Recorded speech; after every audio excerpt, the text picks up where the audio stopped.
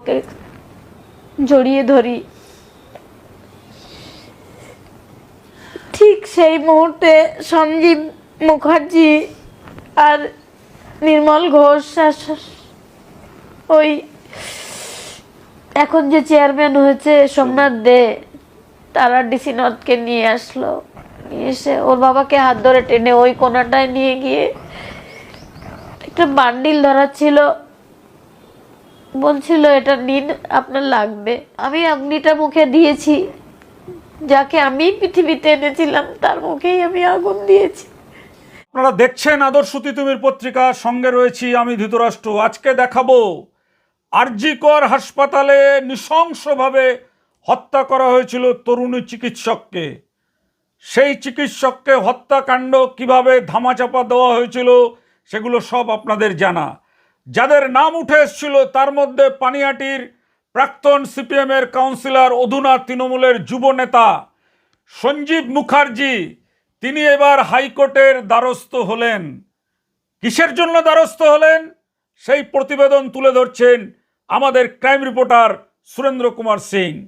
আপনারা সেই প্রতিবেদনটি শুনুন, কিভাবে হাইকোর্টে তিনি দ্বারস্থ হলেন সেই সঞ্জীব মুখোপাধ্যায়।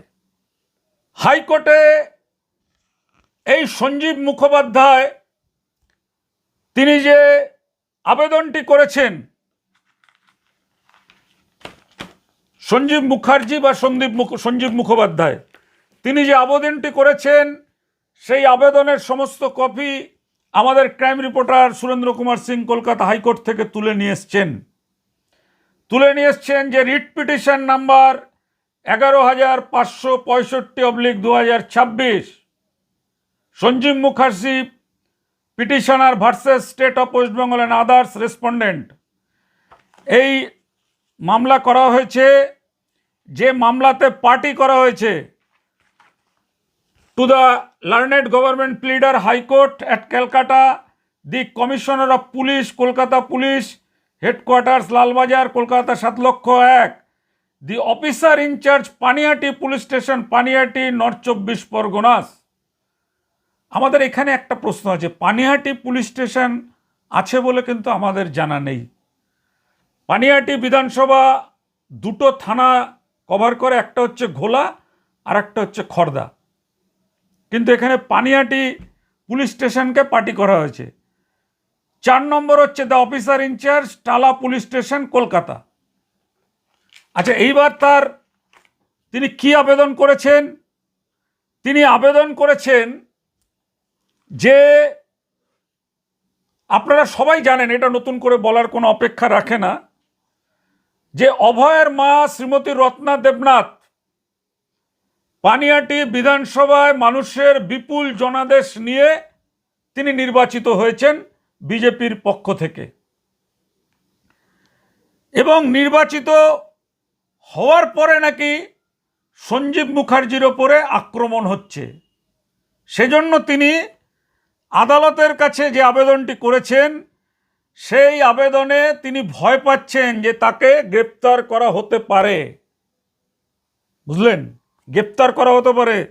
তিনি ভয় পাচ্ছেন যে তাকে আরও হয়রানির আশঙ্কা করছেন, তার জীবন ও স্বাধীনতার সুরক্ষা, তার বিরুদ্ধে দায়েরকৃত অসৎ উদ্দেশ্য প্রণোদিত মামলা বাতিল এবং একটি সুষ্ঠু নিরপেক্ষ তদন্তের জন্য নির্দেশনা প্রার্থনা করেছেন এই সঞ্জীব মুখার্জি।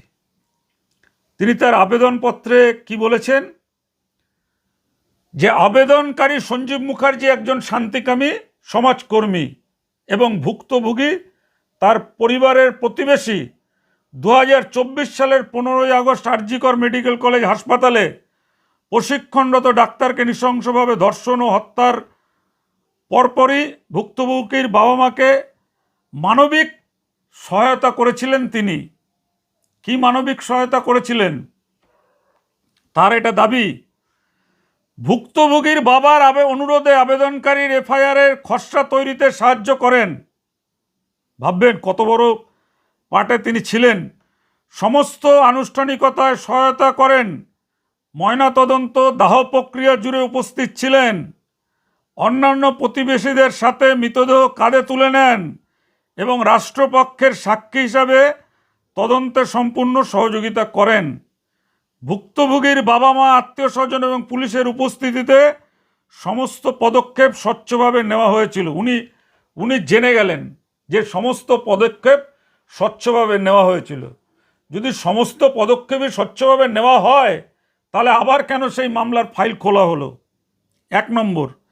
2 নম্বর হচ্ছে, কিন্তু 2026 সালের মে মাসের বিধানসভা নির্বাচনে মিতার মা শাসক দলের হয়ে বিধায়ক নির্বাচিত হওয়ার পরে 8/5/2026 তারিখে শাসক দলের পতাকা বহনকারী দুষ্কৃতিকারীরা আবেদনকারীর বাড়িতে হিংস্রভাবে হামলা চালায়।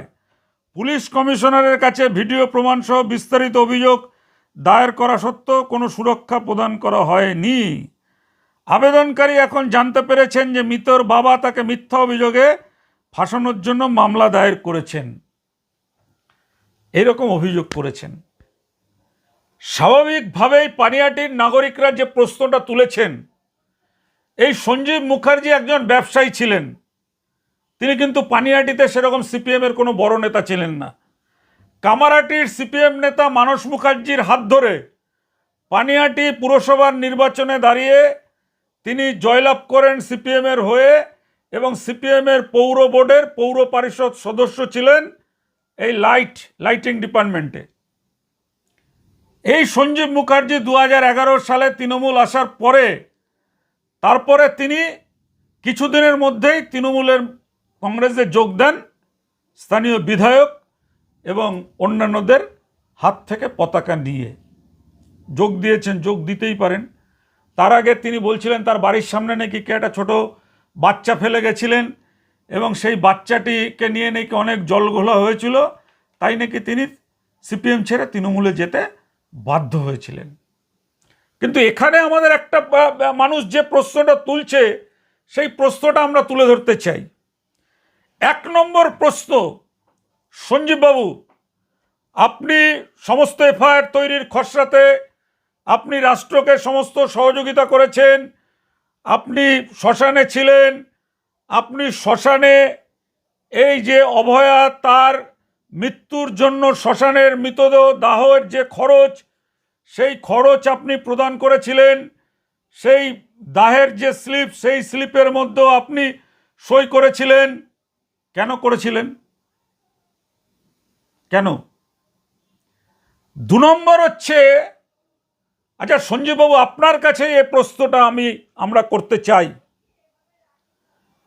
আপনি আপনার প্রতিবেশী অভয়া তার মা বাবা আপনার কাছে সহযোগিতা চেয়েছে বলে আপনি বলছেন, এমন কখনো আপনি দেখেছেন যে চিকিৎসক মারা গেছিলেন ইনি কিন্তু কোনো ভিআইপি বড় কেউ রাষ্ট্রপতি, প্রধানমন্ত্রী বা বিধানসভার কোনো মুখ্য সচেতক ছিলেন না, উনি একজন সামান্য ডাক্তার ছিলেন।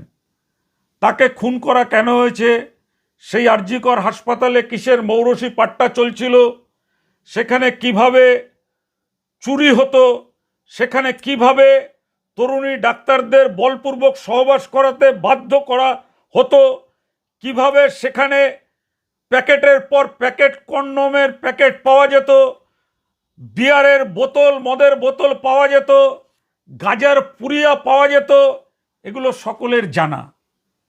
সেই একটি তরুণী প্রতিভাবান চিকিৎসক মারা যাওয়ার পরে তার মৃতদেহ পানিহাটি শ্মশানে 3টে মৃতদেহ পড়ে থাকা সত্ত্বেও কেন টপকে দ্রুত তার মৃতদেহ পুড়িয়ে দেওয়া হয়েছিল? জবাব আছে আপনার কাছে?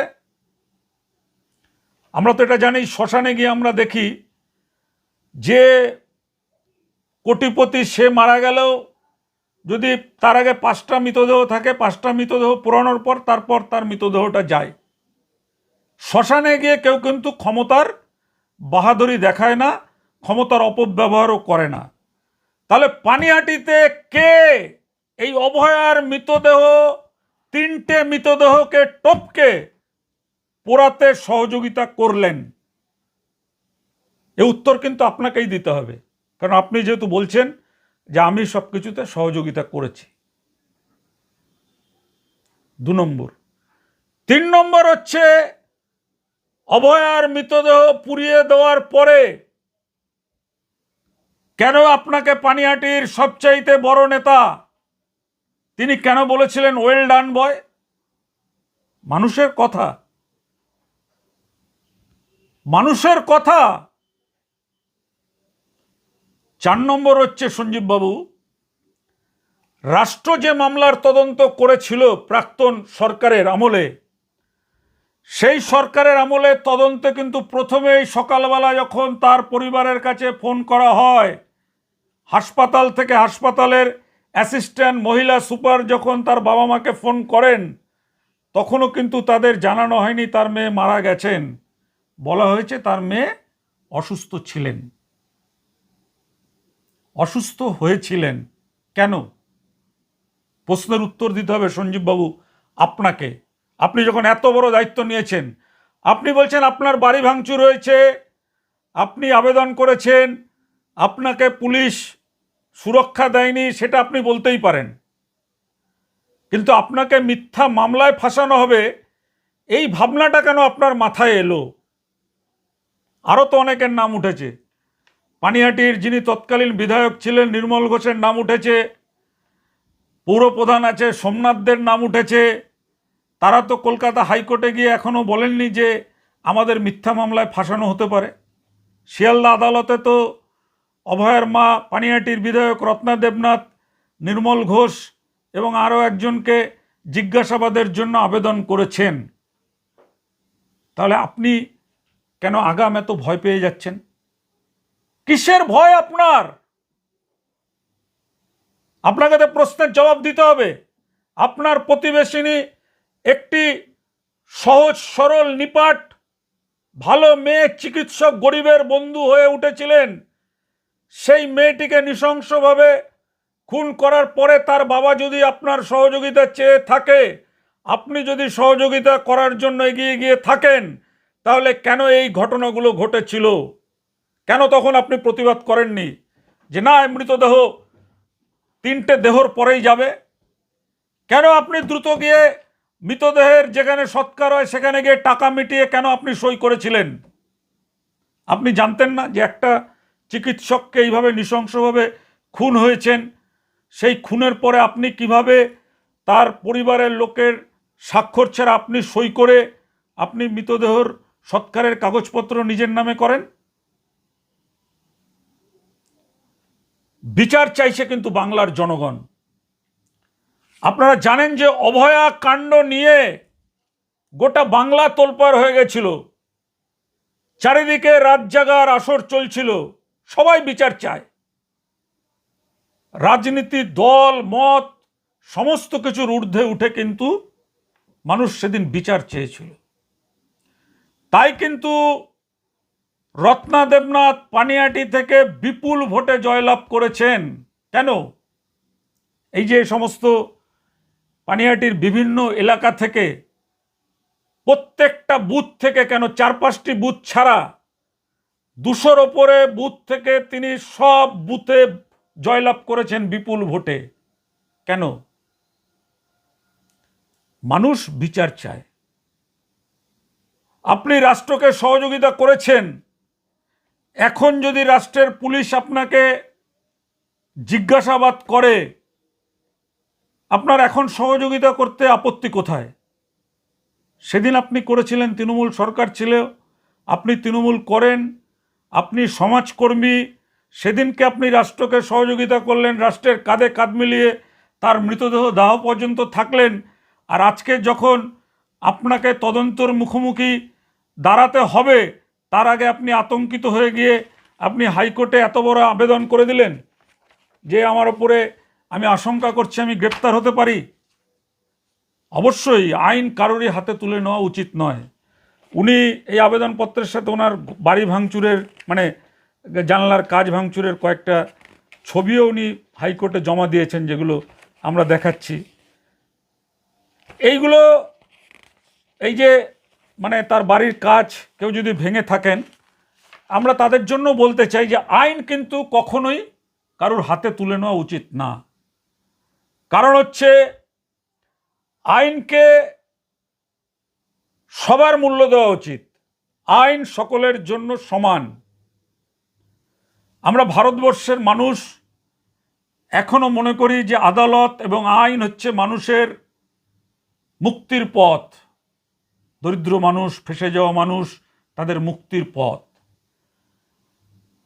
একবার তদন্ত হয়েছে, আরেকবার যদি তদন্ত হয়, একটা সিভিক ভলেন্টিয়ারের একার পক্ষে কখনো একজন চিকিৎসককে এইভাবে নির্মমভাবে হত্যা করা সম্ভব? আপনি তো সমাজকর্মী, আপনি তো সিপিএমের পৌরসভার পৌর পরিষদ সদস্য ছিলেন, এখন তৃণমূল কংগ্রেসের যুব নেতা। আপনি পালিয়ে যাওয়ার চেষ্টা করলে তো হবে না, আপনাকে সত্যের মুখোমুখি দাঁড়াতে হবে। কার নির্দেশে সেদিন আপনি অত দ্রুত অভয়ার মা বাবাকে সুযোগ না দিয়ে নিজে গিয়ে টাকা পেমেন্ট করে ওই সৎকারের শংসাপত্র সংগ্রহ করেছিলেন? আপনাকে বলতে হবে কার নির্দেশে সেদিন এই মৃতদেহ অত দ্রুত 3টে মৃতদেহকে অতিক্রম করে অভয়ার মৃতদেহটিকে দাহ করা হয়েছিল। তার জবাব আপনাকে দিতে হবে। আপনি যদি মনে করেন যে আপনার মাথায় কারো নির্দেশ ছিল, কারো আদেশ পালন করার জন্য আপনি সেদিন গিয়েছিলেন, এবার যখন আপনাকে জেরার জন্য পুলিশ মুখোমুখি বসাবে, সিবিআই মুখোমুখি বসাবে, সেদিন আপনাকে সত্যের মুখে দাঁড়াতে হবে। সঞ্জীববাবু, একটা কথা মনে রাখবেন, সত্য আর মিথ্যার মাঝখানে কিন্তু কোনো কিছু হয় না। সত্য সত্য, মিথ্যা মিথ্যা। আপনি যদি মনে করেন আপনি সত্যিকারে অভয়ার মৃত্যুতে তার মা বাবাকে সহযোগিতা করেছিলেন, আপনি রাষ্ট্রকে সহযোগিতা করেছিলেন তদন্তের জন্য, তাহলে আগামী যে তদন্ত, সেই তদন্ততে ভয় পাওয়ার কোনো কারণ নেই। সেদিনও যা বলেছিলেন সত্যের জন্য আবারও তাই বলবেন। কিন্তু যে প্রশ্নগুলো পানিহাটির নাগরিকরা আপনাকে তুলে ধরছে আমাদের মাধ্যমে, আমরা সেটা আপনাকে তুলে ধরলাম, আপনি জবাব দেবেন। আমরা আপনাদেরকে দেখালাম, শোনালাম আমাদের ক্রাইম রিপোর্টার সুরেন্দ্র কুমার সিং। এই অভয়ের মৃত্যুতে যারা যারা যুক্ত রয়েছে তাদের প্রত্যেকের শাস্তি আমরা চাই। পানিহাটির যত বড় মাথায় থাকুক না কেন, সেই মাথাকেও জেলের গড়াদে নিতে হবে। যারা এই কাজটা করেছেন তাদেরও মেয়ে আছে। একটি মেয়ে চিকিৎসক হয়ে গরিব মানুষের বন্ধু হয়ে ওঠার চেষ্টা করেছিলেন। একটা হাসপাতালে দীর্ঘদিন চলতে থাকা দুর্নীতির মৌরসি পাট্টায় আঘাত করেছিলেন, তাই তাকে মরতে হবে। কিভাবে ঘরগুলোতে ট্যাম্পারিং করা হলো, কিভাবে সিসিটিভির ফুটেজগুলো হাওয়া হয়ে গেল, কিভাবে প্রমাণ লোপাটের জন্য আরজিকর হাসপাতালে তৃণমূল নেতাদের মদতে, অতীন ঘোষ তার মদতে কিভাবে আরজিকর হাসপাতালে পুলিশকে দাঁড় করিয়ে ভাঙচুর করা হলো, এবং যে ঘরে অভয়ার মৃত্যু হয়েছিল সেই ঘরকে তোলপাড় করা হলো, সেই ঘরকে ভেঙে চুরমার করা হলো। কিসের জন্য? জবাব দিতে হবে। যারা এর সঙ্গে জড়িত রয়েছেন জবাব চায় বাংলার মানুষ, জবাব চাই আমরাও। দেখুন, আমরা হতে পারি কত বড় মিডিয়া সেটা বড় কথা নয়, অন্যায়ের বিরুদ্ধে আওয়াজ তোলাই হচ্ছে আসল কথা। আমাদের হাতে প্রমাণ এসছে, আমরা সেই প্রমাণ নিয়ে কথা বলছি। আমরা জানি যে মাতৃহারা হওয়া, সন্তানহারা হওয়া কতটা যন্ত্রণা। একমাত্র সন্তান যাদের ছিল রত্না দেবনাথ, তার কতটা যন্ত্রণা, তারপরেও তাকে অনেক কটু কথা শুনতে হয়েছে। নবান্নে গিয়েছিলেন তৎকালীন মুখ্যমন্ত্রীর সাথে দেখা করতে, তাকে মার খেয়ে ফিরে আসতে হয়েছিল। এগুলো তো সবই আপনারা জানেন। আজকের আমরা এটা তুলে ধরছি রাজ্যবাসী শুধু নয়, সারা দেশের জন্য। আপনারা যদি মনে করেন যে আমাদের আজকের যে প্রতিবেদন আমাদের ক্রাইম রিপোর্টার সুরেন্দ্র কুমার সিং খেটে তৈরি করেছেন, আপনারা যদি মনে করেন যে অভয়ার তদন্ত ধীরে ধীরে দরজা খুলছে, দরজা না খুললে সেদিনকের ঘটনায় যিনি ছিলেন সঞ্জীব মুখার্জি, তিনি কিন্তু হাইকোর্টে গিয়ে আশঙ্কা প্রকাশ করতেন না যে তাকে গ্রেপ্তার করা হতে পারে। আজ এ পর্যন্ত ভালো থাকবেন। আগামী কখনো কোনো দিন মনে রাখবেন, এই আদর্শ তিতুমির পত্রিকা আপনার বাড়ির পাশে ঘটে চলা দুর্নীতি, ভ্রষ্টাচার, ব্যভিচার তুলে ধরবে ভয়হীনভাবে। আজ এ পর্যন্ত ভালো থাকবেন।